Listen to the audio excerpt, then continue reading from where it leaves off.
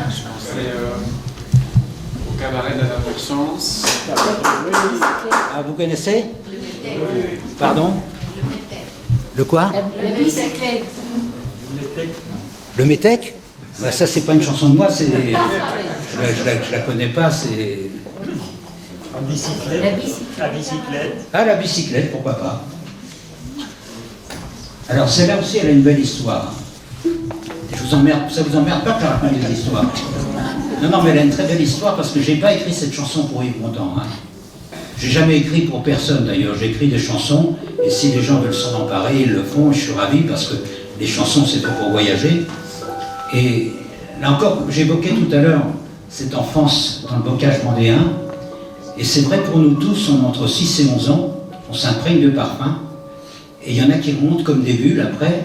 Et ça m'a donné des chansons sans que j'en ai conscience. Une chanson comme Des ronds dans l'eau, vous connaissez. La bicyclette, c'est des parfums de chemin creux, ça vient tout droit de mon enfance dans le bocage vendéen.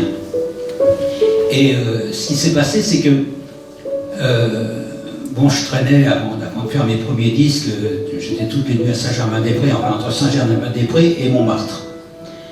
Et puis un jour, il y a un mec qui me dit « Ouais, on fait toute une campagne sur le vélo, est-ce que tu veux pas écrire un texte ?» Mais c'était pas une chanson, c'était pour une pub, un dépliant, quoi.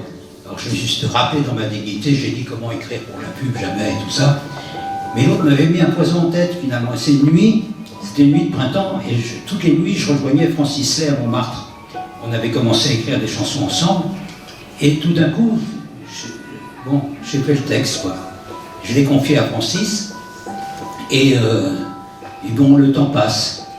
Et puis je rencontre le louche et tout ça, un homme et une femme, je me retrouve marié à Anouk Aimé, et Festival de Cannes, on vivait pas à Cannes parce que c'était un peu trop turbulent, mais on était à Saint-Paul-de-Vence, à la Colombe d'Or. Et là, imaginez que Yves Montand, quand j'avais 14-15 ans que j'ai commencé à écrire, mes parents m'avaient amené le voir au Théâtre de l'Étoile, et j'avais vraiment été plus que touché, quoi. Et je voulais y retourner, mais on n'avait pas assez d'argent. Et il m'est arrivé d'aller poser mon oreille sur la porte en fer de la rue Troyon, où il y avait l'entrée des artistes, pour choper une brique de la guitare d'Henri Crolla, ou je sais pas quoi. Et là, je me retrouvais avec Yves Montand, Simone Signoret. Les femmes, à l'époque, je les appelais les veuves du poker, parce qu'on ne faisait que jouer au poker avec des petites parenthèses pétanques, et on ne parlait jamais chanson. Bon, Montand, il était devenu acteur, il voulait plus parler de chansons. Et comme j'adore chanter au dessert, un jour on parle chanson, puis je lui chantonne la bicyclette.